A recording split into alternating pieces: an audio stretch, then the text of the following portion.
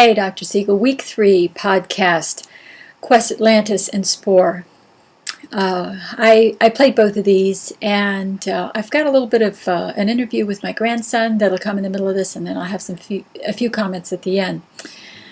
But as a general overview, I saw Spore as a creative attempt, and really its results are its own value.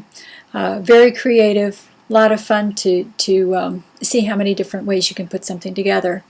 So I enjoyed it for the value that it had. Be cool to see what some other people can use Spore creatures for.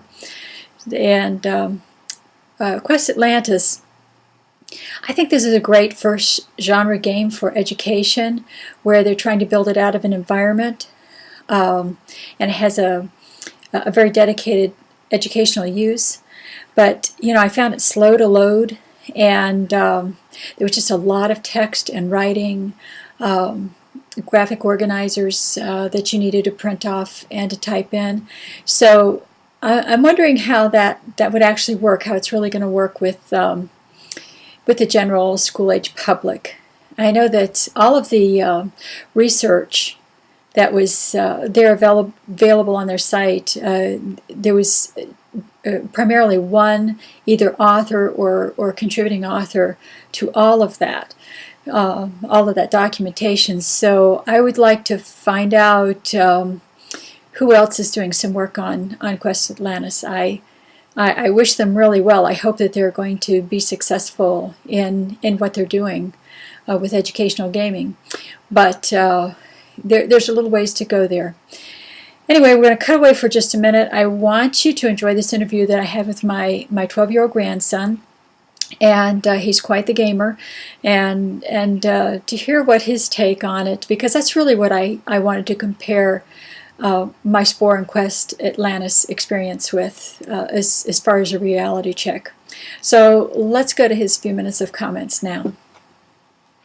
About how long have you been doing gaming? 3 years. 3 years?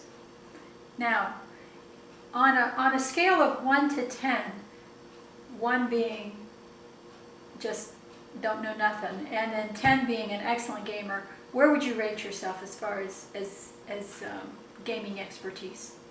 I'd say around 8.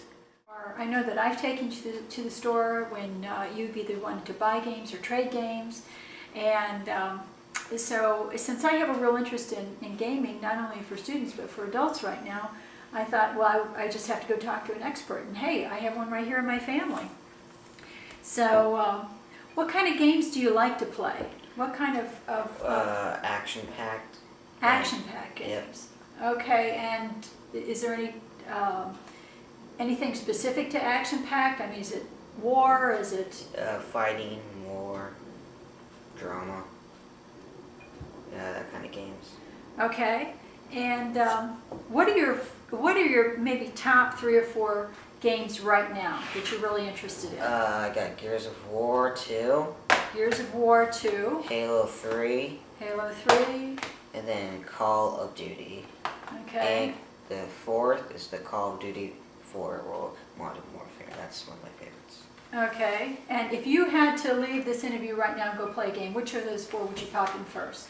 Halo 3 because you can play live with anyone around the world. Really? And you can upgrade you can get new armor, and you can also you have ranks that you play, and you can get your other ranks. So yeah, probably Halo 3.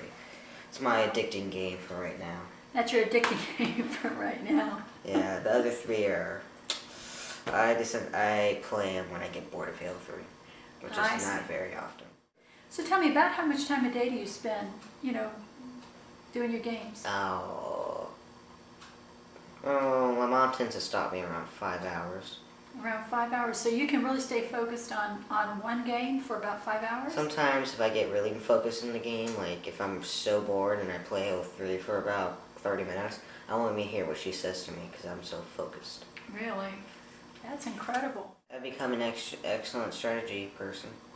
Yeah? Yeah? You like to do strategic things. Yeah, I like to think about stuff before I tend to actually just go straight ahead and fight someone.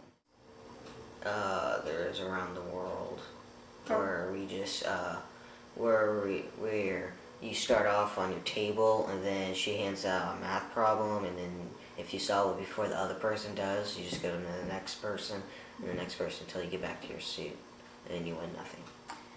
Oh, but is that a game that is played through technology, or is it paper and pencil just in the classroom? Paper and pencil. Oh, paper and pencil.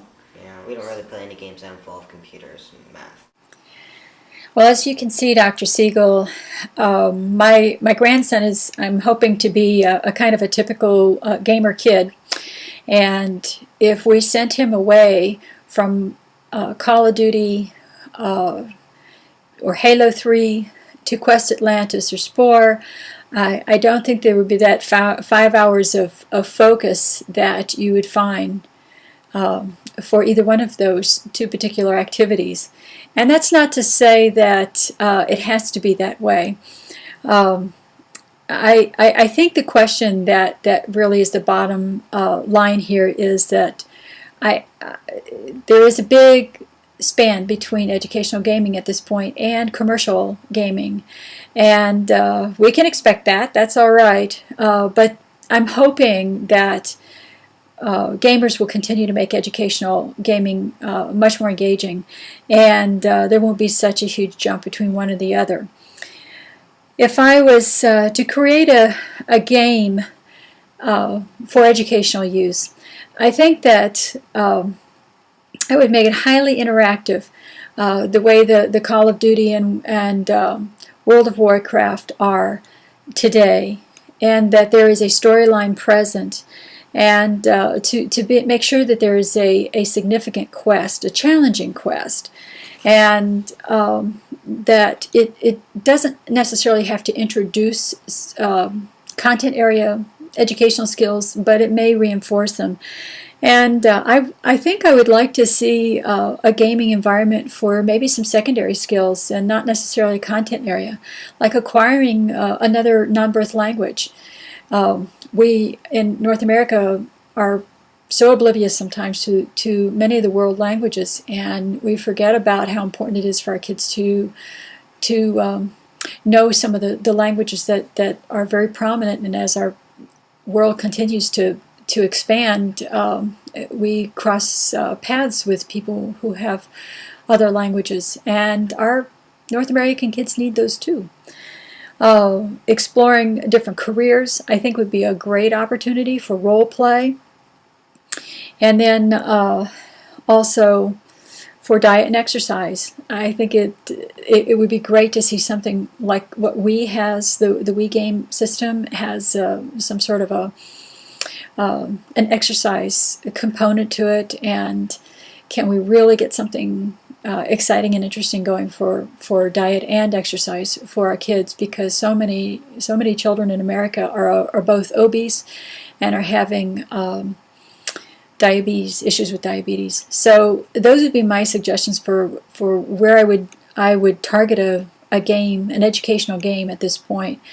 And I guess if you continue to do the good work that you're doing on keeping gaming, raising the value for gaming with education, then we might get to that point. I would like to see it anyway. I've enjoyed the week, and especially pulling it together here at the end. It's been great to have the overview. So I'll send this on its way. Bye.